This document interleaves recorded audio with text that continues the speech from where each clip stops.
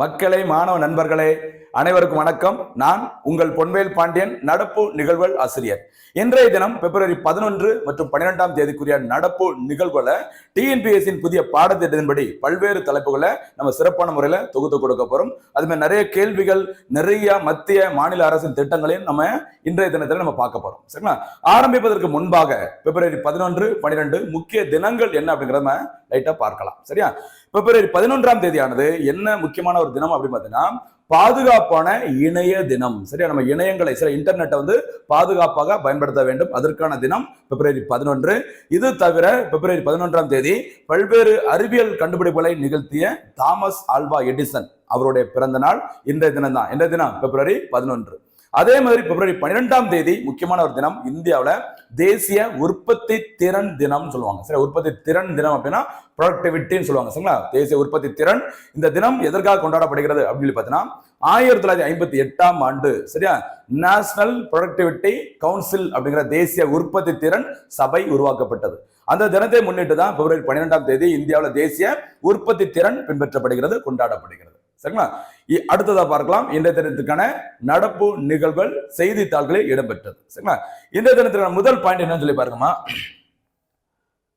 First point பாருங்க, தமிழ்நாடு செய்திகள்ல first point பார்க்க போறோம். ஓகேவா? பிங்க் ஆட்டோ திட்டம். சரி, பிங்க் ஆட்டோ. சரி, பிங்க் கலர், இளஞ்சிவப்பு கலர்ல ஒரு ஆட்டோ. சரிங்களா? அந்த திட்டம் தமிழ்நாடு அரசு தொடங்கி இருக்கிறாங்க. என்ன விஷயம், யாருக்காக இது நன்மை அப்படிங்கறத நம்ம இப்ப பார்க்க போறோம். சரிங்களா? பார்க்கலாம்.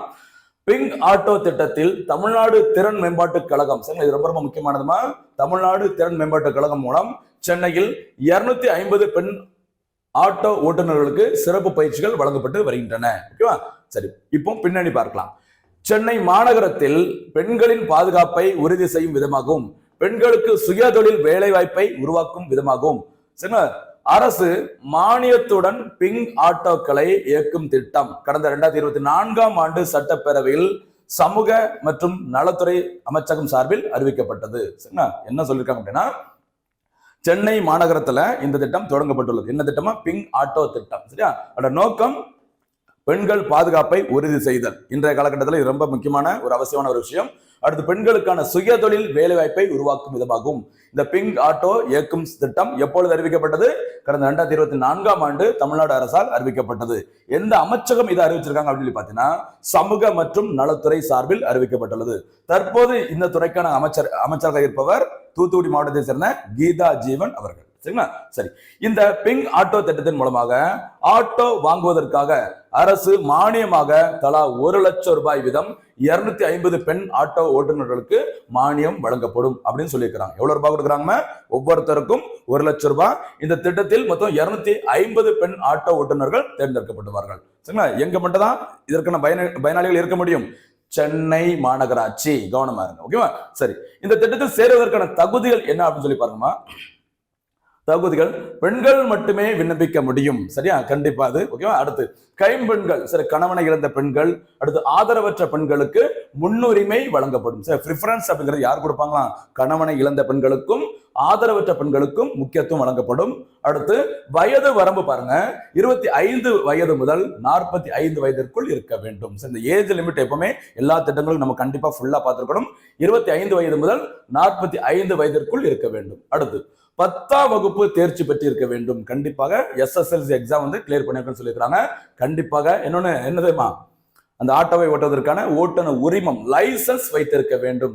சரியா? ரொம்ப முக்கியமானது, சென்னையில் குடியிருக்க வேண்டும். அப்போ இந்த பிங்க் ஆட்டோ திட்டங்கிறது யாருக்கானது? பெண்களுக்கானது. எங்குதான் தொடங்கப்பட்டுள்ளதுமா? சென்னை மாநகராட்சி. சரிங்களா? வயது வரம்பு 25 முதல் 45 வயதிற்குள் இருக்க வேண்டும். அதே மாதிரி கண்டிப்பாக லைசன்ஸ் வச்சிருக்கணும். 10th ஸ்டாண்டர்டாவது நம்ம பாஸ் பண்ணியிருக்க வேண்டும். சரியா? மகளிர் முன்னேற்றத்திற்கான ஒரு முக்கியமான திட்டம், மறந்துடாதீங்க. பிங்க் ஆட்டோ திட்டம், சென்னை மாநகராட்சி. சரியா? அடுத்து போலாமா? அடுத்ததாக, தமிழ்நாடு மாநில ஊரக வாழ்வாதார இயக்கம். ரொம்ப ரொம்ப ஒரு முக்கியமான இயக்கம் பாருங்க. தமிழ்நாடு மாநில ஊரக வாழ்வாதார இயக்கம் சொல்லுவாங்க. சரியா? பாருங்க, அதுக்கு முன்னாடி இன்னொரு விஷயத்தை கூட சொல்லிடுறேன். தேசிய ஊரக வாழ்வாதார இயக்கம், சரியா, நேஷனல் ரூரல் லைவ்லிஹுட் மிஷன் சொல்லுவாங்க, NRLM. சரியா? 2011ஆம் ஆண்டு தொடங்கப்பட்டது. ஓகேவா? தேசிய ஊரக வாழ்வாதார இயக்கம் 2011 மத்திய அரசால் தொடங்கப்பட்டது. ஓகேவா? இந்த இயக்கத்தின் ஒரு பகுதியாக தான் 2012ஆம் ஆண்டு இது தொடங்கப்பட்டுள்ளது. சரிங்களா? என்ன பேர்ல இது தொடங்கியிருக்காங்க அப்படின்னு சொல்லி பாத்தீங்கன்னா பாருங்கம்மா, தமிழ்நாடு மாநில ஊரக வாழ்வாதார இயக்கம் 2012-13ஆம் ஆண்டு முதல் மத்திய அரசு மற்றும் மாநில அரசு, அதாவது தமிழ்நாடு அரசினால் செயல்படுத்தப்பட்டு வருகிறது. அப்படின்னா தமிழ்நாடு மாநில ஊரக வாழ்வாதார இயக்கம் அப்படிங்கிறது யாருடைய நிதி பங்களிப்பில் செயல்படுத்தப்பட்டு வருகிறது? மத்திய அரசு மற்றும் நம்முடைய தமிழ்நாடு அரசு. சரியா? எந்த ஆண்டு முதல்? 2012-13 நிதியாண்டு முதல் இந்த இயக்கம், இந்த திட்டம் செயல்படுத்தப்பட்டு வருகிறது. அதுக்கு முக்கியமா நீங்க தெரிய வேண்டிய விஷயம், தேசிய ஊரக வாழ்வாதார இயக்கம் எந்த ஆண்டு தொடங்கப்பட்டது? 2011. அதன் கீழ் தான் தமிழ்நாட்டில் 2012ஆம் ஆண்டு முதல் செயல்படுத்தப்பட்டு வருகிறது. சரியா? சரி, பாருங்க என்ன நோக்கம், என்ன விஷயம் அப்படிங்கிறத பார்க்கலாம். ஊரக ஏழை மக்களுக்காக வலுவான மற்றும் துடிப்பான சமுதாயம் சார்ந்த அமைப்புகளை உருவாக்கி அதன் மூலம் அவர்களுடைய வாழ்வாதாரத்தை உயர்த்தி நிதி மற்றும் பல்வேறு சேவைகளை முறையாக பெற வழிவகை செய்து குடும்ப வருமானத்தை, அந்த ஏழை மக்களின் குடும்ப வருமானத்தை பெருக்குவதே இந்த இயக்கத்தின் நோக்கமாகும். சரிங்களா? ஓகே. இதன் மூலமாக அந்த கிராமப்புற ஏழை மக்களுக்காக சுய வேலை வாய்ப்பு, செல்ஃப் எம்ப்ளாய்மெண்ட் மற்றும் திறன் சார்ந்த வேலை வாய்ப்புகளை, சில ஸ்கில் பேஸ்ட் எம்ப்ளாய்மெண்ட் ஆப்பர்ச்சுனிட்டிஸ் எல்லாமே யாருக்கு வழங்கப்படும்? இந்த ஏழை மக்களுக்கு வழங்கப்படும். இந்த இயக்கத்தின் மூலம் தமிழ்நாடு மாநில ஊரக வாழ்வாதார இயக்கத்தின் மூலமாக. சரியா? தமிழ்நாட்டில் தொடங்கப்பட்டது 2012-13. அதற்கான தேசிய அளவிலான இயக்கம் தொடங்கப்பட்டது 2011ஆம் ஆண்டு. கவனமா இருங்க, கவனமா இருங்க. சரிங்களா? அடுத்து போலாமா? நீங்க பாருங்க, தொடர்ந்து நம்ம திட்டங்களா கொடுத்துட்டு இருக்கோம். ஏன்னா இப்ப ரீசனா வந்த குரூப் 2A மெயின்ஸ் தேர்வா இருக்கட்டும், சரிங்களா? அதுக்கப்புறம் அதுக்கு முன்னாடி நடந்த அந்த பிரிலிமினரி எக்ஸாமா இருக்கட்டும், குரூப் 1, குரூப் 2, குரூப் 4, அப்புறம் SIPC எக்ஸாம் லெவல் முதற்கொண்டு, சரியா, திட்டங்களுக்கு ரொம்ப முக்கியத்துவம் கொடுக்குறாங்க. சரிங்களா? அதனால செய்தியாளர்கள் வந்த எந்த திட்டத்தையும் விடாம நம்ம டெய்லி நம்ம கொடுக்க போறோம். தயவு செய்து பயன்படுத்திக்கோங்க. சரியா? நெக்ஸ்ட் எடுத்து போலாமா? அடுத்ததாக இந்தியன் பாலிட்டி தொடர்பான செய்தி பாருங்க. லாட்டரி சீட்டு விற்பனையாளர்கள் சேவை வரியை செலுத்த தேவையில்லை. சரியா? ரொம்ப ரொம்ப முக்கியமான ஒரு செய்தி. சரியா? மத்திய மாநில அரசுக்கான அந்த வரி வருவாய் தொடர்பான ஒரு செய்தி பாருங்க. லாட்டரி சீட்டு, சரியா, லாட்டரி சீட்டு விற்பனையாளர்களுக்கு மத்திய அரசு சேவை வரி விதித்ததை எதிர்த்து ஃபியூச்சர் கேமிங் சொல்யூஷன்ஸ் என்ற ஒரு தனியார் நிறுவனமானது சிக்கிம் உயர்நீதிமன்றத்தில் வழக்கு தொடர்ந்துள்ளது. எங்கம்மா தொடர்ந்திருக்கிறாங்க? சிக்கிம் மாநிலத்துல ஒரு வழக்கு தொடர்ந்தது. யாருமா? ஃபியூச்சர் கேமிங் சொல்யூஷன்ஸ் அப்படிங்கிற ஒரு தனியார் நிறுவனம். சரிங்களா? எதற்கு எதிராக? லாட்டரி சீட்டு விற்பனையாளருக்கு மத்திய அரசு சேவை வரி விதித்ததை எதிர்த்து கேஸ் போட்டுக்கிறாங்க. சரிங்களா? இந்த வழக்கை விசாரித்த உயர் நீதிமன்றம், சரிங்களா, லாட்டரி சீட்டு விற்பனையை பொறுத்தவரை, சரியா, சரி, உச்ச நீதிமன்றம், உச்ச நீதிமன்றம், சரிங்களா, லாட்டரி சீட்டு விற்பனையை பொறுத்தவரை அரசமைப்பு சட்டத்தின் அட்டவணை 2, அந்த அட்டவணை 2ல இருக்கிற பிரிவு 62 கீழ் மாநில பட்டியலின் கீழான பந்தயம் மற்றும் சூதாட்டம், வார்த்தை பார்த்துங்க, பந்தயம் மற்றும் சூதாட்டம் என்ற தொகுதியின் கீழ் வருகிறது. அந்த வகையில் மாநில அரசுதான் லாட்டரி சீட்டு விற்பனையாளர்களுக்கு வரி விதிக்க முடியும். அவர்கள் மீது மத்திய அரசு சேவை வரியை விதிக்க முடியாதுன்னு சொல்லியிருக்கிறாங்க. என்ன சொல்லியிருக்காங்கம்மா? சிக்கிம் உயர்நீதிமன்றம் என்ன தீர்ப்பு சொல்லியிருக்காங்க அப்படின்னா, ஓகேவா, லாட்டரி சீட்டு விற்பனையை பொறுத்த வரைக்கும் இந்திய அரசமைப்பு சட்டம், சரி, அட்டவணை 2 அதுல இருக்கிற பிரிவு 62 கீழ் மாநில பட்டியலின் கீழ் தான் வருகிறது. சரியா? அது எந்த தொகுதியின் கீழ் வருது அப்படின்னு சொல்லியிருக்காங்க? பந்தயம் மற்றும் சூதாட்டம் என்ற தொகுதியின் கீழ் வருகிறது. ஓகேவா? அந்த மாநில பட்டியல் கீழ் வர்றதுனால மாநில அரசுதான் லாட்டரி சீட்டு விற்பனையாளர்களுக்கு வரி விதிக்க முடியும். சரிங்களா? அவர்கள் மீது மத்திய அரசு வரியை விதிக்க முடியாது அப்படிங்கிற சொல்லியிருக்கிறாங்க. சரியா? ரொம்ப ரொம்ப முக்கியமான ஒரு ஏரியா, கவனமா இருங்க. இந்தியன் பாலிட்டில நிறைய கரண்ட் அஃபேர்ஸ் ரிலேட்டடா நிறைய கேட்கறாங்க. அதுக்கு ஒரு நல்ல எக்ஸாம்பிள் இந்த ஏரியா, கவனமா இருங்க. சரிங்களா? சரி, அடுத்து பாருங்கம்மா. இதனை எதிர்த்து, சரியா, மத்திய அரசு தரப்பில், சரியா, சென்ட்ரல் கவர்மெண்ட் வந்துட்டு ஒரு கேஸ் போடுறாங்க. உச்ச நீதிமன்றத்தில் 2013ஆம் ஆண்டு வழக்கு தொடரப்பட்டது. சரிங்களா? லாட்டரி சீட்டு விற்பனை என்பது விற்பனையாளருக்கும் வாங்குபவருக்கும் இடையேயான பரிவர்த்தனையாக உள்ளது.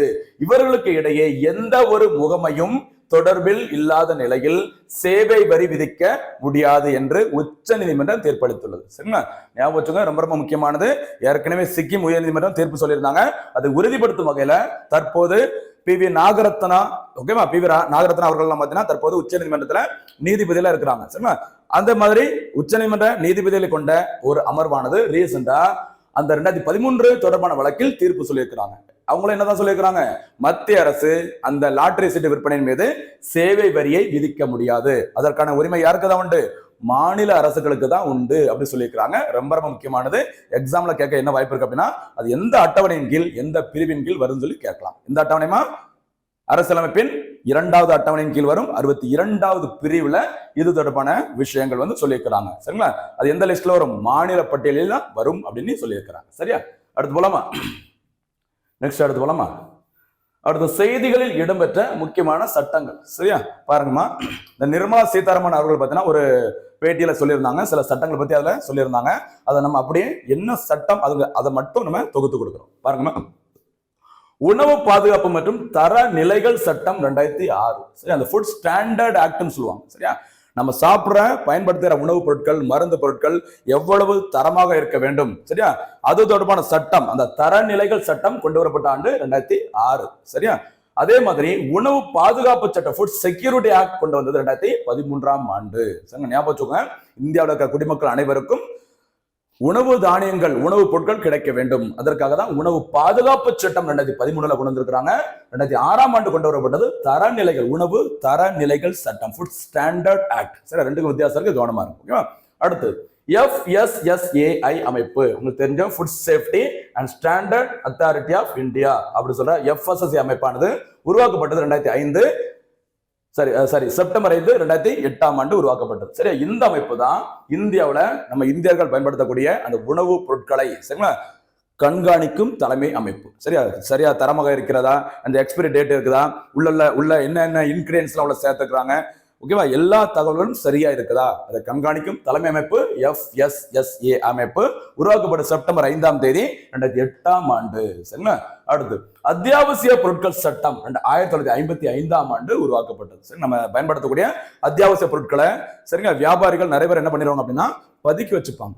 பதுக்கி வச்சுட்டு எப்ப நமக்கு அதிகமா தேவை இருக்குமோ அப்போ அதிக விலைக்கு விற்பனை செய்வாங்க. சரியா, அந்த மாதிரி நிறைய விஷயங்களை தடுப்பதற்காக ஒரு சட்டம் மத்திய அரசால் இயற்றப்பட்டது. அதுக்கு என்ன பேருமா, அத்தியாவசிய பொருட்கள் சட்டம். சரி, அத்தியாவசிய பொருட்கள் தடுப்பு சட்டம் கூட சொல்லலாம். ஓகேவா, அடுத்து உணவு கலப்பட தடுப்பு சட்டம் 1954, அதுக்கு முந்தைய ஆண்டு. ஓகேவா, 1950க்கு முந்தைய ஆண்டுல உணவு கலப்பட தடுப்பு சட்டம் 1954ஆம் ஆண்டு இயற்றப்பட்டுள்ளது. சரிங்களா, இது எல்லாமே உணவு சம்பந்தப்பட்ட ஒரு திட்டம். பெரும்பாலும் நிறைய தேர்வுகள்ல அடிக்கடி கேட்கக்கூடிய ஒரு ஏரியா, நோட் பண்ணிக்கோங்க. சரியா, அடுத்து போலாமா, நெக்ஸ்ட் அடுத்துமா ஒரு சுகாதார செய்திகள். சரியா, 2027ஆம் ஆண்டிற்குள் யானைக்கால் நோய் இல்லாத இந்தியா. சரியா, நிறைய நோய்களை ஒழிப்பதற்கு மத்திய மாநில அரசுகள் சரியா இலக்குல நிர்ணயம் பண்ணிருக்கிறாங்க. இங்க நம்ம பார்க்க போறது யானைக்கால் நோய். ஓகேவா, வருகின்ற 2027ஆம் ஆண்டிற்குள் சரியா லிம்பாட்டிக் ஃபைலேரியாசிஸ் என்று அழைக்கப்படுகிற அந்த யானைக்கால் நோய் இல்லாத சரிங்களா இந்தியாவை உருவாக்க மத்திய அரசு இலக்கு நிர்ணயித்துள்ளது. இது யார் சொல்லியிருக்கான்னு சொல்லி பாருங்க. தற்போது மத்திய சுகாதாரம் மற்றும் குடும்ப நலத்துறை அமைச்சராக இருக்கிற JP நட்டா. சரி, JP நட்டா தான் இப்ப பாத்தீங்கன்னா சுகாதாரத்துறை அமைச்சராக இருக்கிறாங்க. அவர் தான் சொல்லியிருக்கிறாரு 27ஆம் ஆண்டுக்குள்ள இந்தியாவில் எந்த நோய் இருக்காது, யானைக்கால் வியாதி இருக்காது, லிம்பாட்டிக் ஃபைலேரியாசிஸ் என்று அழைக்கப்படும் அந்த நோய் முற்றிலும் ஒழிக்கப்படும் அப்படின்னு சொல்லிட்டு சொல்லியிருக்கிறாங்க. சரியா, சரி, இந்த நிணநீர் யானைக்கால் நோய் ஃபைலேரியா நுண்புழுவால் ஏற்படுகிறது. இந்த மாதிரி கண்டிப்பா கேட்பாங்க, கொஞ்சம் கவனமா இருக்கு. சரி, ஃபைலேரியா அப்படிங்கிற ஒரு நுண்புழுவினால் ஏற்படுகிறது.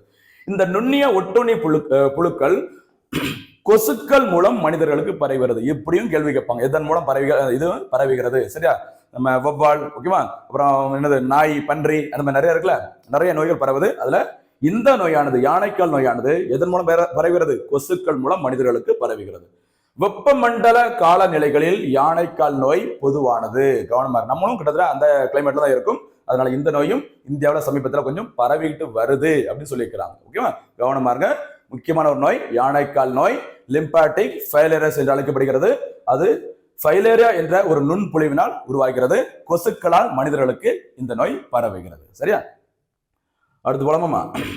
அடுத்ததாக ஒரு முக்கியமான ஒரு சர்வதேச செய்தி பாருங்க. இது அறிவியல் தொழில்நுட்பத்தில் கூட சேர்க்கலாம், பின்னாடி ஒரு செய்தி வரும். அது கூட அதை பார்க்கறதுக்கு முன்பாக அமெரிக்க வளைகுடா, நம்ம இந்தியன் ஜியோகிராஃபில படிக்கும் போது வேர்ல்டு ஜியோகிராஃபி நம்ம கம்பேர் பண்ணி எப்பவுமே படிக்கணும். சரியா, அதே மாதிரி அந்த வேர்ல்டு ஜியோகிராஃபி நம்ம படிக்கும் போது பாத்தீங்கன்னா அமெரிக்க வளைகுடா அப்படிங்கிற ஒரு பேர் இதுவரைக்கும் நம்ம கேள்விப்பட்டிருக்க மாட்டோம். ஏன்னா அதுக்கு என்ன பேர் இருந்து அப்படின்னா பாருங்க, மெக்சிகோ வளைகுடா, இந்த கல்ஃப் ஆஃப் மெக்சிகோ, அதுதான் நம்ம எப்பவுமே நம்ம படிச்சிருப்போம். சரியா, அந்த கல்ஃப் ஆஃப் மெக்சிகோ அப்படிங்கிற பேரை அமெரிக்கா வளைகுடா சரி கல்ஃப் ஆஃப் அமெரிக்கா அப்படிங்கிற பேரை மாத்துறதுக்கு அமெரிக்காவின் தற்போதைய மற்றும் 47வது அதிபராக இருக்கிற டொனால்ட் ட்ரம்ப் உத்தரவிட்டு இருக்கிறாங்க. அதான் நம்ம பார்க்க போறோம். பாருங்க, மெக்சிகோ வளைகுடாவின் பெயரை அமெரிக்க வளைகுடா என பெயர் மாற்றம் செய்ய அமெரிக்க அதிபர் யாருமா? Donald Trump. டொனால்ட் ட்ரம்ப் நிறைய அதிரடி நடவடிக்கைகள் எடுக்கிறார். அதுக்கு 25% வரி, இதற்கு 25% வரி, அப்படி இப்படி நிறைய பயங்கரமா உலக நாடுகளே மிரட்டுற அளவுக்கு பயங்கரமா பண்ணிட்டு இருக்கிறாரு டொனால்ட் ட்ரம்ப். சரியா? அதே மாதிரி இந்த அமெரிக்கா மெக்சிகோ இடையே மெக்சிகோ சுவர் அமெரிக்காவில இருந்து சரிங்களா அந்த என்ன சொல்றது சட்டத்திற்கு புறம்பான வழியில அமெரிக்காவில் வந்து குடியேறி இருக்கக்கூடாது. அதற்காக ஒரு மிகப்பெரிய ஒரு சுவர் வந்துட்டு டொனால்ட் ட்ரம்ப் அவரோட அதிபராக இருக்கும்போது, இதுக்கு முன்னாடி அதிபராக இருக்கும்போது அதற்கான கட்டுமான பணிகள் தொடங்கப்பட்டது. அதுக்கப்புறம் ஜோ பைடன் வந்ததுக்கு அப்புறம் அந்த பணிகள் நிறுத்தி வைக்கப்பட்டது. அந்த பணிகள், அந்த மெக்சிகோ சுவர் எழுப்பும் பணிகளானது மீண்டும் துவங்கப்படும் அப்படின்னு சொல்லி அறிவிச்சிருக்கிறாங்க. இதுல இன்னொரு முக்கியமான ஒரு அதிரடி நடவடிக்கையா அந்த கல்ஃப் ஆஃப் மெக்சிகோ அந்த பேரை வந்துட்டு இனி என்ன பேர்ல அழைக்கவும் என்ன சொல்லியிருக்கிறாங்க? அமெரிக்க வளைகுடா என்றுதான் அழைக்கப்படும் அப்படின்னு சொல்லி அறிவிச்சிருக்கிறாங்க. சரியா? சரி, மெக்சிகோ வளைகுடா வட அமெரிக்காவின் தென் பகுதியில் அட்லாண்டிக் பெருங்கடலுக்கும் கரிபியன் கடலுக்கும், இந்த வெஸ்ட் இண்டீஸ்ல இருக்கலாம் அந்த ஏரியா, கிறிஸ்கேல் ஊரு, ஓகேவா, அட்லாண்டிக் பெருங்கடலுக்கும் கரிபிய கடலுக்கும் நீட்சியாக ஒரு வளைகுடா ஆகும். சரிங்களா? ரொம்ப ரொம்ப முக்கியமான ஏரியா. கேட்கலாம், அமெரிக்கா வளைகுடா என்று அழைக்கப்படுவது இதற்கு முன்னாடி என்ன பெயர் அழைக்கப்பட்டது அப்படின்னு கேட்கலாம். கவனமா இருங்க. அல்லது அது எங்கு அமைந்துள்ளது, இன்னும் ஈஸியா அல்லது கொஞ்சம் டீப்பா கேட்கறதா இருந்தா வளைகுடா அப்படின்னா என்னன்னு கூட கேட்கலாம், கல்ஃப்னா என்னன்னு கூட கேட்கலாம். கவனமா இருக்கு. சரியா? அடுத்து போலாமா? அடுத்ததாக AI செயல் உச்சி மாநாடு, செயற்கை நுண்ணறிவு தொடர்பான உலகின் முதல் ஒரு மாநாடு நடைபெற்றுள்ளது. எங்கு நடைபெற்றுள்ளது அப்படிங்கிறத நம்ம பார்க்கலாம். பாருங்க, முதலாவது செயற்கை நுண்ணறிவு செயல் உச்சி மாநாடு பிரான்ஸ் தலைநகர் பாரிஸில் தொடங்கியுள்ளது. சரியா? இந்த மாநாட்டுல நிறைய நாட்டு தலைவர்கள் கலந்துக்கிறாங்க. அதுல நமக்கு தெரிஞ்ச குறிப்பிடத்தக்க தலைவர்கள் பிரான்ஸ் நாட்டின் அதிபர் இம்மானுவேல் மேக்ரான், இந்திய பிரதமர் நரேந்திர மோடி உள்ளிட்டோர் பங்கேற்றிருக்கிறாங்க. மாநாடு தொடங்கி இருக்குது. அதுல ஏதாச்சும் முக்கியமான அறிவிப்புகள் அறிவிச்சாங்கன்னா அது நம்ம அடுத்த வீடியோஸ்ல நம்ம தொடர்ந்து பார்க்கலாம். சரியா? இம்மானுவேல் மேக்ரானுக்கும் இந்தியாவிற்கும் நிறைய தொடர்புகள் எப்பவுமே இருக்கும். கொஞ்சம் கவனமா இருக்கு. சரியா? அதே மாதிரி பிரான்ஸும் இந்தியாவும். சரிங்களா? இந்த 2015ஆம் ஆண்டு பார்த்தீங்கன்னா பாரிஸ் பருவநிலை மாநாட்டின் போது, சரியா, இந்த பாரிஸ் பருவநிலை மாநாட்டின் போதுதான் இந்தியா பிரான்ஸோட முயற்சியில தான் எது உருவாக்கப்பட்டது? இன்டர்நேஷனல் சோலார் அலையன்ஸ், சர்வதேச சூரிய சக்தி கூட்டணி. சரியா? ரொம்ப ரொம்ப முக்கியமானது. இதை கொஞ்சம் வீட்டுல போய் டீட்டெயிலா பாருங்க. இன்னொரு வகுப்புல இதை பத்தி நம்ம ஃபுல்லா டீட்டெயிலா பார்க்கலாம். சரியா? அதே மாதிரி இந்தியாவோட 75வது குடியரசு தின விழாவில் சிறப்பு விருந்தினராக கலந்து கொண்டவர் யாருமா? பிரான்ஸ் நாட்டின் அதிபர் இம்மானுவேல் மேக்ரான். சரியா? அந்த வேலை இதுவும் ரொம்ப ரொம்ப முக்கியமானது. ஓகேவா? ஓகே, அடுத்து போலாமா? அடுத்ததாக ஒரு சுற்றுச்சூழல் தொடர்பான ஒரு செய்தி பாருங்கம்மா. இந்திய எரிசக்தி வார விழா 2025. சரியா? இந்திய எரிசக்தி வார விழா 2025 சரியா என்னும் சர்வதேச கண்காட்சி மற்றும் கருத்தரங்கம் டெல்லியில் உள்ள யசோபூமி மாநாட்டு வளாகத்தில் நடைபெற்றது. சரி, அந்த யசோபூமி அப்படிங்கிற ஒரு மாநாட்டு மையம் அமைந்துள்ள இடம் எங்க இருக்கு அப்படின்னு சொல்லி பார்த்தீங்கன்னா டெல்லியில. இதே மாதிரி டெல்லியில இன்னொரு மண்டபம் இருக்கும். என்ன மண்டபமா? பாரத் மண்டபம். அந்த பாரத் மண்டபத்துல தான் 18வது G20 மாநாடு நடைபெற்றது. அது பக்கத்துல இருக்க இன்னொரு புதிய மாநாட்டு மையத்தின் பெயர் தான் இந்த யசோபூமி மாநாட்டு மையம். அந்த மையத்துல 25ஆம் ஆண்டிற்கான இந்திய எரிசக்தி வார விழா தொடங்கியுள்ளது. சரியா? இதுல காணொலி முறையில் கலந்து கொண்டு நரேந்திர மோடி உரையாற்றினாங்க. அதுல சில விஷயங்களையும் வந்து அறிவிச்சாங்க. ஓகேவா? சில இலக்குகள் அறிவிக்கப்படும். அந்த இலக்குகள் மட்டும் நம்ம இந்த வகுப்புல நம்ம பார்க்கலாம். சரியா? 2030ஆம் ஆண்டிற்குள், சரியா, இந்தியாவின் இலக்குகள், சரியா, 2030க்குள்ள நிறைய இலக்குகள் இருக்குது. இந்த பேட்டியில என்ன சொல்லியிருக்காங்க அதை மட்டும் நம்ம பார்க்கலாம். சரியா? 500 ஜிகாவாட், ஏன்னா இது வந்து எரிசக்தி தொடர்பான ஒரு மாநாடு, அதனால அது தொடர்பான இலக்குகள் மட்டும் நம்ம பார்க்கலாம். சரியா? 500 ஜிகாவாட் புதுப்பிக்கத்தக்க எரிசக்தியை இந்தியா வந்து உற்பத்தி செய்யும் சொல்லியிருக்காங்க. சரியா? ரெனியூவபிள் எனர்ஜி மூலமாக 500 ஜிகாவாட்டை எந்த ஆண்டுக்குள்ள உற்பத்தி செய்ய இலக்கு? 2030ஆம் ஆண்டுக்குள்ள. அதே மாதிரி இந்தியன் ரயில்வேயும் ஒரு இலக்கு சொல்லியிருக்கிறாங்க. என்ன இலக்கு அப்படின்னா கார்பன் உமிழ்வு இல்லாத பயன்பாடு. இந்தியன் ரயில்வேல என்ன பயன்பாடுல சரி இனிமே கார்பன் எமிஷன் இருக்காது அப்படின்னு சொல்லிட்டு எந்த ஆண்டை தான் இலக்கா சொல்லியிருக்கிறாங்க? 2030. அதே மாதிரி ஆண்டுதோறும் 50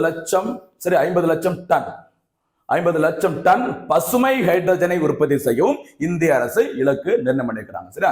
மிஷன் ஹைட்ரஜன். ஓகே, அந்த ஹைட்ரஜன் இயக்கம் அப்படிங்கிற ஒரு திட்டமானது இந்திய அரசினால் 2023ஆம் ஆண்டு தொடங்கப்பட்டது. சரியா? எப்ப தொடங்கி இருக்கிறாங்க? மிஷன் ஹைட்ரஜன் அப்படிங்கிற திட்டம் இயக்கம் 2023. சரியா?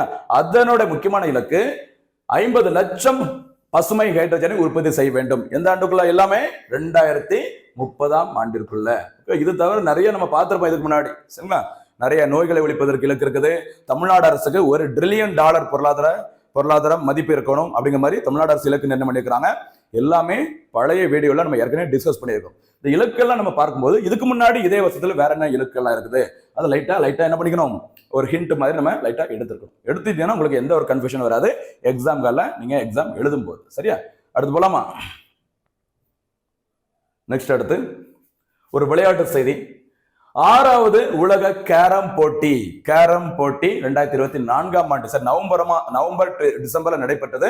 அந்த போட்டியில் சாம்பியன் பட்டத்தை வென்ற ஒரு சில நபர்களுக்கு ரீசெண்டா தமிழ்நாடு அரசு பரிசு தொகையை கொடுத்திருக்கிறாங்க. அவங்க யாரு அப்படிங்கறத நம்ம இந்த வீடியோல பார்க்கலாம். பாருங்க, அமெரிக்காவில் சரியா நடைபெற்ற 6வது உலக கேரம் போட்டி. சரி, அமெரிக்காவில் 6வது உலக கேரம் போட்டி நடைபெற்றது. இந்த போட்டியில் பாருங்க, தனிநபர், இரட்டையர் பிரிவு மற்றும் குழு போட்டியில் தலா ஒரு தங்க பதக்கம் வென்ற எம் ஹாசிமா அவர்களுக்கு சிறப்பு ஊக்கத்தொகையாக ரூபாய் 1 கோடி வழங்கப்பட்டது. சரியா? அதுக்கப்புறம் இரட்டையர் பிரிவு மற்றும் குழு போட்டியில் தலா ஒரு தங்க பதக்கம் வென்ற வி மித்ரா அவர்களுக்கு, சரி, ஒரு பெண்மணிக்கு, பெண்மணி வி மித்ரா அவர்களுக்கு சிறப்பு ஊக்கத்தொகையாக ரூபாய் 50 லட்சமும், குழு போட்டியில், சரியா, டீமுக்கான அந்த போட்டியில ஒரு தங்கம் மற்றும் இரட்டையர் பிரிவில் ஒரு வெள்ளி பதக்கம் என்ற கே நாகஜோதி ஆகிய 3 பெண்களுக்கும் தமிழ்நாடு அரசானது பரிசு தொகையை அறிவிச்சிருக்கிறாங்க. சரியா? இப்படி செய்திகள் யார் வராங்களோ அவங்க ரொம்ப கொஞ்சம் நோட் பண்ணி பார்த்துக்கணும். கடந்த வீடியோல ஒரு 2 பேர் பார்த்தோம், ஞாபகம் இருக்காமா? கமலினி மற்றும் சுப்பிரமணி 2 பேருக்கும் பார்த்தீங்கன்னா தமிழ்நாடு அரசு பரிசு தொகை ஊக்கத்தொகை வழங்கினாங்க. அதுல சுப்பிரமணி அவர்கள் எந்த போட்டியில இடம்பெற்றிருந்தாங்க ஞாபகம் இருக்கா? வி சுப்பிரமணி நினைக்கிறேன். வி சுப்பிரமணி அவர்கள் பார்த்தீங்கன்னா இந்திய ஆடவர் அந்த கோகோ விளையாட்டில் இடம்பெற்றிருந்தாங்க. இந்திய அணி பார்த்தீங்கன்னா அதுல சாம்பியன் பட்டத்தை, உலக கோப்பையில சாம்பியன் பட்டத்தை வின் பண்ணியிருந்தாங்க. கமலினி அவர்கள் எதுலமா? கமலினி அவர்கள் ஏதாவது ஞாபகம் வருதா? நமக்கு கடந்த வீடியோ என்ன பார்த்திருந்தாலும் சரி எல்லாத்துக்கும் ஃபோக்கஸ் பண்ணுங்க. இந்த விளையாட்டு துறைக்கு கொஞ்சம், அதுவும் தமிழ்நாட்டை சேர்ந்த விளையாட்டு வீரர்களுக்கு முக்கியத்துவமா கொடுக்க போறோம். ஏன் அப்படின்னா இந்த குரூப் A எக்ஸாம்ல விளையாட்டு வீராங்கனைகளை பத்தி தனியாவே கேட்டிருந்தாங்க. சரியா? சரியான இணையா தவறான இணை பின்வரொன்று தவறான இணையை கண்டறிய அப்படின்னு கொடுத்துட்டு வைஷாலி முதற்கொண்டு கேள்விகளை கேட்டுக்கிறாங்க. அதனால இந்த நபர்கள் எல்லாருமே இனிமே ஃபியூச்சர்ல ரொம்ப முக்கியத்துவம் பெறுவாங்க எக்ஸாமுக்காக. சரியா? கவனமா இருக்கும். நெக்ஸ்ட் அடுத்து பாருங்க, அதற்கான பரிசு தொகைகளை துணை முதலமைச்சர் உதயநிதி ஸ்டாலின் அவர்கள் வழங்கினார். ஏமா இவங்க கொடுத்தாங்க உதயநிதி ஸ்டாலின் அவர்கள்? ஏன்னா அவர் தான் தற்போது தமிழ்நாட்டில் இளைஞர் மற்றும் விளையாட்டுத்துறை அமைச்சராக இருக்கிறார். உதயநிதி ஸ்டாலின், துணை முதலமைச்சர் உதயநிதி ஸ்டாலின். சரியா? உதயநிதி ஸ்டாலின் அவர்கள் தமிழ்நாட்டின் எத்தனையாவது துணை முதல்வர்மா? எத்தனையாவது துணை முதல்வர்? 3வது துணை முதல்வர். சரியா? தமிழ்நாட்டின் முதல் துணை முதல்வர் யார் அப்படின்னு பார்த்தா மு க ஸ்டாலின் அவர்கள். சரியா? அதுக்கப்புறம் பார்த்தா ஓ பன்னீர்செல்வம். அதற்கு 3வது முறையாக தமிழ்நாட்டில் ஒரு துணை முதல் வந்திருக்கிறார் அப்படின்னா உதயநிதி ஸ்டாலின் அவர்கள் தான். ஓகேவா? அடுத்து ரெஃபர், உங்களுக்கான ஒரு வேலை, தமிழ்நாடு சாம்பியன்ஸ் அறக்கட்டளை அப்படின்னா என்ன அப்படின்னு சொல்லி கொஞ்சம் பாருங்க. ஏன்னா இதன் மூலமாக தான், அந்த தமிழ்நாடு சாம்பியன்ஸ் அறக்கட்டளை மூலமாக தான் இவர்களுக்கு இந்த பரிசு தொகை வழங்கப்பட்டது. சரியா? தமிழ்நாட்டில் விளையாட்டுத்துறையை மேம்படுத்துவதற்காக உருவாக்கப்பட்ட ஒரு முக்கியமான ஒரு அமைப்பு தான் தமிழ்நாடு சாம்பியன்ஸ் அறக்கட்டளை. சரியா? இதை பத்தி கொஞ்சம் டீட்டெயிலா கொஞ்சம் வீட்டுல போய் பாருங்க. பார்த்துட்டு எனக்கு கொஞ்சம் முடிஞ்சா நீங்க பதில கூட சொல்லுங்க, கேள்விகளை எக்ஸ்ட்ரா பாயிண்ட்ஸ்ல கூட சொல்லுங்க. ரொம்ப ஒரு முக்கியமான ஒரு ஏரியா. சரியா? அடுத்து போலாமா? அடுத்தாக தினந்தோறும் திட்டங்கள். நம்ம ஏற்கனவே என்ன டைட்டில் வச்சிருந்தோம்? தினம் ஒரு திட்டம். இப்ப டெய்லி பாத்தீங்கன்னா நிறைய திட்டங்கள், ஏன்னா பட்ஜெட்டுக்கு அப்புறம் நிறைய திட்டங்கள் செய்திகளை தொடர்ந்து வந்துகிட்டே இருக்கும். அதனால தலைப்பு கூட நம்ம மாத்திட்டே பாருங்க, தினந்தோறும் திட்டங்கள்லாம் ஒரு திட்டம் இல்ல, நிறைய திட்டங்கள் எப்பவுமே நம்ம நீ பார்க்க போறோம். சரியா? அடுத்து பார்க்கலாமா? சரி, ஃபர்ஸ்ட் திட்டம் என்னன்னு சொல்லி பாருங்க, பரீட்சா பே சர்ச்சா. சரியா? பாருங்க, உங்களுக்கு தெரிஞ்சிருக்கும்னு நினைக்கிறேன். அதாவது எக்ஸாம் அப்படின்னாலே நிறைய பேர் நல்லா படிச்சுட்டு இருப்போம். எக்ஸாம் நெருங்கி வருது அப்படின்னாலே நிறைய பேருக்கு சரியா வயிற்று வலி, காய்ச்சல், எல்லா பிரச்சனைகளும் வரும். சரிங்களா? அப்படியே அந்த எக்ஸாம் ஃபியர், அந்த தேர்வு தொடர்பான அந்த பயத்தினை போக்குவதற்கு, நமக்கு ஒரு கான்பிடென்ட் வருவதற்கு பிரதமர் நரேந்திர மோடியே மாணவர்கள் பெற்றோர்களிடம் என்ன பண்றாங்க? ஒரு உரையாடலை நிகழ்த்திட்டு இருக்கிறாங்க. அதுக்கு தான் என்ன பேர் வச்சிருக்காங்க? பரீட்சா பே சர்ச்சா. சரியா? Discussion on examination. சரியா? தேர்வு தொடர்பான ஒரு கலந்துரையாடல். இந்த திட்டம் தொடங்கப்பட்டது எப்போ அப்படின்னு பார்த்தீங்கன்னா பிப்ரவரி 16ஆம் தேதி 2018ஆம் ஆண்டு முதல் இந்த உரையாடல் நிகழ்ச்சி பிரதமர் நரேந்திர மோடியால் தொடங்கப்பட்டுள்ளது. சரி, ஃபவுண்டர் பிரதமர் நரேந்திர மோடி. சரி, during the event, Prime Minister of India Narendra Modi interacts with students, teachers and parents from across the country. சரியா, தேர்ந்தெடுக்கப்பட்ட மாணவர்கள், ஆசிரியர்கள், அந்த மாணவரின் பெற்றோர்கள் ஆகியோரிடம் இந்த தேர்வு குறித்த கலந்தாய்வில் ஈடுபடுவார் பிரதமர் நரேந்திர மோடி. சரியா, அப்படி கலந்து கொண்டு தேர்வு தொடர்பான இந்த ஷார்ட் டிப்ஸ், சரியா, எப்படி தேர்வினை எதிர்கொள்ள வேண்டும், பயம் இல்லாம எப்படி நம்ம அந்த தேர்வினை எதிர்கொள்ள வேண்டும் அப்படின்னு சொல்லி நிறைய ஒரு கலந்துரையாடல் நடக்கும். அது தொடர்பான நிகழ்ச்சிக்கு தானே பேரு பரீட்சா பே சர்ச்சா அப்படிங்கிறது. சரிங்களா, தற்போது 2025ஆம் ஆண்டு நடைபெற்றது 8வது எடிஷன். சரி, 8வது முறையாக இந்த மாதிரி ஒரு கலந்துரையாடல பிரதமர் நரேந்திர மோடி கலந்துட்டு இருக்காங்க. இதே மாதிரி தமிழ்நாட்டில இருந்தும் ஒரு சில மாணவர்கள் இந்த நிகழ்ச்சியில கலந்துக்கிட்டு பிரதமர் மோடி கிட்டே வந்து கேள்விகள்லாம் கேட்டிருந்தாங்க. சரிங்களா, கவனமா இருக்கு. நான் விளையாட்டு, அதுல தமிழ்நாட்டில இருந்து ஒருத்தவங்க கேள்வி கேட்டிருந்தாங்க, நான் விளையாட்டு துறையில் நல்லா இருக்கிறேன், படிப்புல நல்லா இருக்கிறேன், ரெண்டையும் எப்படி ஒரே நேரத்துல போக்கஸ் பண்ணி நல்லா பண்றது அப்படிங்கிற மாதிரி கேள்வி கேட்டிருந்தாங்க. அதுக்கு பிரதமர் மோடியும் ஒரு பதில் சொல்லியிருந்தாங்க. சரியா, பேப்பர்ல படிச்சு பாருங்க, உங்களுக்கு தெரியும். சரிங்களா, நெக்ஸ்ட் அடுத்து போலாமா?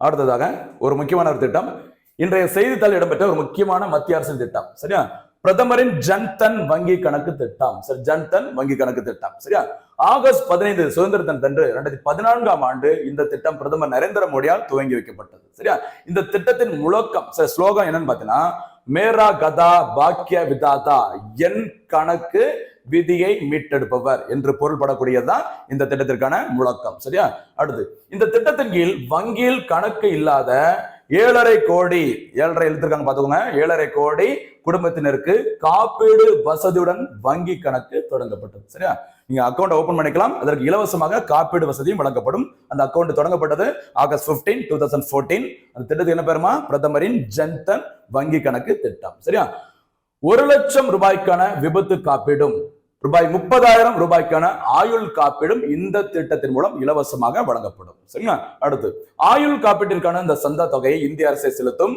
ஓய்வூதியம், காப்பீடு போன்ற வசதிகளும் அளிக்கப்படும் இந்த திட்டத்தின் மூலமாக. சரியா, அடுத்து மத்திய மாநில அரசுகள் அளிக்கும் நிதி உதவிகளை வங்கி கணக்கு மூலம் பெற்றுக்கொள்ளலாம். அதுதான் இதோட முக்கியமான நோக்கம். சரியா, மத்திய மாநில அரசுகள் வந்து நமக்கு திட்டங்கள் மூலம் கிடைக்கிற எல்லா நிதி உதவிகளும் நேரடியாக கையில பணம் கிடைக்காம சம்பந்தப்பட்ட அந்த திட்டத்தின் பயனாளர்களின் அக்கௌண்ட்ல நேரடியாக செலுத்துவதற்காக தான் இந்த திட்டம் தொடங்கப்பட்டது. சரியா, முன்னாடி எல்லாம் பாத்தீங்கன்னா பெண்கள் பேர்ல நிறைய திட்டங்கள் இருக்கும், நிதி உதவி கொடுப்பாங்க. அந்த பணத்தை வாங்குறது யார் தான் வாங்குவாங்க?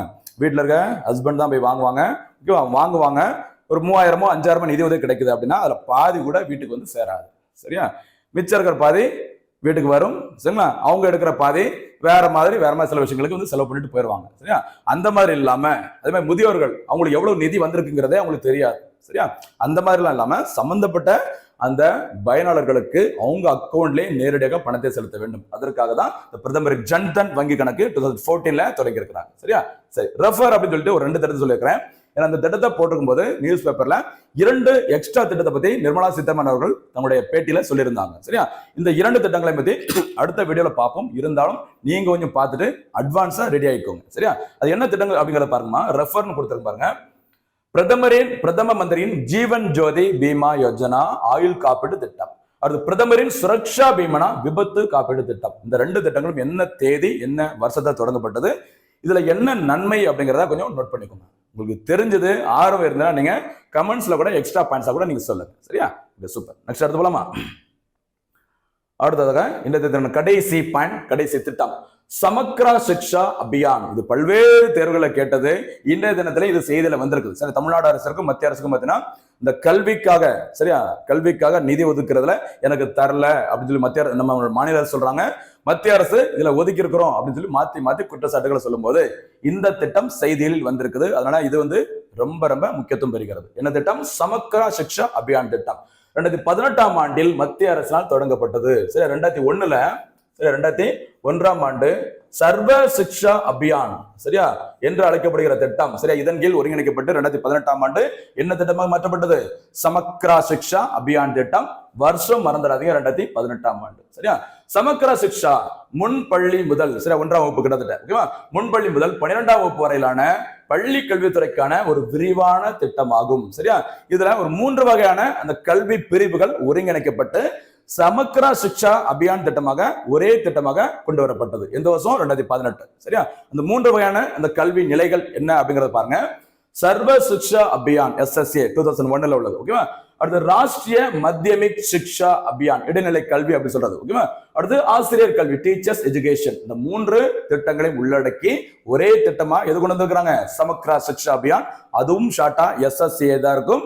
இந்த சர்வ சிக்ஷா அபியான் அதுவும் ஷார்ட்டா SSA தான் இருக்கும். ஆனா ரெண்டுக்கும் வித்தியாசம். சர்வ சிக்ஷா அபியான் 2001, இந்த சமக்ரா சிக்ஷா அபியான் அப்படிங்கிற 2018. ஓகேவா?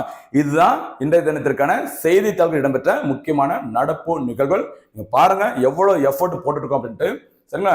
நீங்க முடிஞ்ச அளவுக்கு நல்லா ஃபாலோ பண்ணுங்க, நல்லா பயன்படுத்திக்கோங்க, என்கரேஜும் எங்களை பண்ணுங்க. சரிங்களா? அப்படி பண்ணாதான் எனக்கு இன்னும் கொஞ்சம் ஒரு ஆர்வமா இருக்கும். சரிங்களா? இல்ல வேற ஏதாவது பரிந்துரைகள் இருந்தா கூட நீங்க சொல்லுங்க. சில பேர் ஃபாண்ட் சைஸ் சொன்னீங்க. ஓகேவா? சில பேர் பார்த்தீங்கன்னா மொத்தமா நீங்க ஒரு பிளேலிஸ்ட்ல நீங்க கொஞ்சம் போட்டா நல்லா இருக்கும் அப்படின்னு சொல்லியிருந்தீங்க. அதே மாதிரி ஒரு சில பேர் பார்த்தீங்கன்னா தினந்தோறும் நீங்க இந்த நடப்பு நிகழ்வுகளை கரெக்டா போட்டுருங்க அப்படின்னு சொல்லியிருந்தீங்க. கண்டிப்பா இன்றைய தினத்துல இருந்து கரெக்டா நம்ம ஃபாலோ பண்ணுவோம். சரிங்களா? கண்டிப்பா உங்களோட பரிந்துரைகள் எப்பவுமே வரவேற்கப்படுகிறது. உங்களுக்கு முடிஞ்சதை சொல்லுங்க, என்கரேஜும் பண்ணுங்க. ஓகேவா? சரி, அடுத்ததாக கடைசியாக இன்றைய தினத்திற்கான முக்கியமான சரி இதோட முக்கியமான நோக்கங்கள் அதை விட்டுட்டல பாருங்க, ரொம்ப ரொம்ப முக்கியமான ஏரியாமா. சரி, சமக்ரா சிக்ஷா அபியானோட முக்கியமான நோக்கங்கள். சரியா? மெயின்ஸ் தேர்வு கூட உங்களுக்கு யூஸ்ஃபுல்லா இருக்கும். தேசிய கல்விக் கொள்கை 2020 உங்களுக்கு தெரிஞ்சிருக்கும். ஜூலை 29 2020 அன்று, ஜூலை 29 2020 அன்று மத்திய அரசின் 3வது தேசிய கல்விக் கொள்கை வெளியிடப்பட்டது. சரியா? இந்த கல்விக் கொள்கை அதனுடைய பரிந்துரைகளை செயல்படுத்துவதில் மாநிலங்கள் மற்றும் யூனியன் பிரதேசங்களை ஆதரித்தல், அதுதான் என்னோட முக்கியமான நோக்கமா இருக்குது. என்னோட முக்கியமான நோக்கம் சமக்ரா சிக்ஷா அபியான். அடுத்ததாக குழந்தைகளின் இலவச மற்றும் கட்டாய கல்வி உரிமை சட்டம், ரைட் டு எஜுகேஷன் ஆக்ட் 2009, அதை செயல்படுத்துவதில் மாநிலங்களை ஆதரித்தல். அடுத்து ஆரம்பகால குழந்தை பருவ பராமரிப்பு மற்றும் கல்வியில் கவனம் செலுத்துதல்.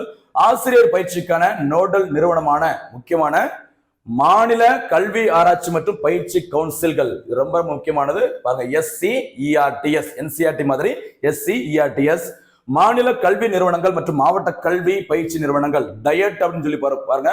இதோட விரிவாக்கம் எல்லாம் என்ன அப்படிங்கிறத கொஞ்சம் வீட்டுல போய் பாருங்க. சரிங்களா? டயட் ஆகியவற்றை வலுப்படுத்துவதும் மேம்படுத்துவதும் இந்த சமக்ரா சிக்ஷா அபியான் திட்டத்தின் முக்கியமான நோக்கங்கள்ல இருக்குது. சரிங்களா? சரி, அடுத்ததாக உங்களுக்கு ஈஸியா இருக்கட்டும் அப்படிங்கிறதுக்காக இன்றைய தினத்திலான கேள்விகள் நம்ம வரிசை ஒவ்வொரு பேஜா தள்ளி நிறைய கேள்விகளை இன்றைய தினத்திலான கேள்வி அப்படின்னு சொல்லி நம்ம கேட்போம். இன்றைய தினத்துல இருந்து பாத்தீங்கன்னா உங்களுக்கு ஈஸியா இருக்கட்டும் அப்படிங்கிறதுக்காக நம்ம டைப் பண்ணி நம்ம கேள்விகளை கேட்டோம். சிம்பிளா கேள்விகள் இருக்கும், அதற்கான பதில்களை முடிஞ்ச அளவுக்கு பெருசா சொல்லுங்க. சரியா? சூப்பர், நிறைய பேர் அருமையா பதில் சொல்றீங்க, ரொம்ப சந்தோஷமா இருக்கு. ஓகேவா? ஓகே, அடுத்து பாருங்க இன்றைய தினத்தின கேள்விகள். முதல் கேள்வி என்னன்னு சொல்லி பாருங்க, பிங்க் ஆட்டோ திட்டத்தில் சேர வயது வரம்பு என்ன? சரி, பிங்க் ஆட்டோ எந்த மாநிலத்தால் தொடங்கப்பட்டது, அதோட பயனாளிகள் யாரு, அதுல முக்கியமானது அதுக்கான வயது வரம்பு என்ன? நான் வயது வரம்பு மட்டும் கேள்வியில கேட்டிருக்கும், சொல்லும் போது ஒரு டீட்டெயிலா சொல்லிட்டீங்கன்னா உங்களுக்கும் ஒரு பிராக்டிஸ் பண்ண மாதிரி இருக்கும். எதிர்காலத்துல நீங்க திருப்பி படிக்கும் போது அதை பார்க்கும்போது ஈஸியா மனசுல பதியும். சரியா? அடுத்து இரண்டாவது கேள்வி, தமிழ்நாடு மாநில ஊரக வாழ்வாதார இயக்கம் எந்த ஆண்டு முதல் செயல்படுத்தப்பட்டு வருகிறது? கேள்வி பார்த்துக்கோங்க, அது தேசியமா மாநில அளவுல அப்படி பார்த்துட்டு ஆன்சர் பண்ணும். சரியா? அடுத்த லாட்டரி சீட்டு விற்பனையாளருக்கு எந்த அரசினால் வரி விதிக்க முடியும்? மத்திய அரசா மாநில அரசா? சரி, அதோட பிரிவு என்ன? அதை நீங்க கூடுதலா சொல்றீங்கன்னா இன்னும் சிறப்பு. அடுத்து எந்த ஆண்டிற்குள் யானைக்கால் நோய் இல்லாத இந்தியாவை உருவாக்க மத்திய அரசு இலக்கு நிர்ணயித்துள்ளது? அடுத்து ஐந்தாவது கேள்வி, முதலாவது AI செயல் உச்சி மாநாடு, ஆர்டிபிஷியல் இன்டெலிஜென்ஸ் அப்படி சொல்றேன், AI செயல் உச்சி மாநாடு எங்கு தொடங்கியுள்ளது? அடுத்து ஆறாவது கேள்வி, சமீபத்தில் செய்தியில் இடம்பெற்ற ஒரு 3 விளையாட்டு வீராங்கனைகள். சரிங்களா? காசிமா, வி மித்ரா மற்றும் கே நாகஜோதி ஆகியோர் எந்த விளையாட்டுடன் தொடர்புடையவர்கள்? அடுத்து சமக்ரா சிக்ஷா அபியான் எப்போது தொடங்கப்பட்டது? இதான் இன்றைய தினத்திற்கான கேள்விகள். திருப்பியும் சொல்றோமா, அவ்வளவு எஃபோர்ட் போட்டுதான் இந்த கரண்ட் அஃபேர்ஸ்லாம் உங்களுக்கு தொகுத்து கொடுத்துருக்கும். தயவுசெய்து யூஸ்ஃபுல்லா பயன்படுத்திக்கோங்க. எவ்வளவு சிறப்பா பண்ண முடியுமோ அதை அந்த அளவுக்கு சிறப்பா பயன்படுத்திக்கோங்க. சரியா? தேர்வில் நம்ம ஈஸியா வெற்றி பெற்று ஒரு அரிய சாதனை நம்ம படைக்கலாம். சரிங்களா? மீண்டும் சந்திக்கலாம். நன்றி, வணக்கம்.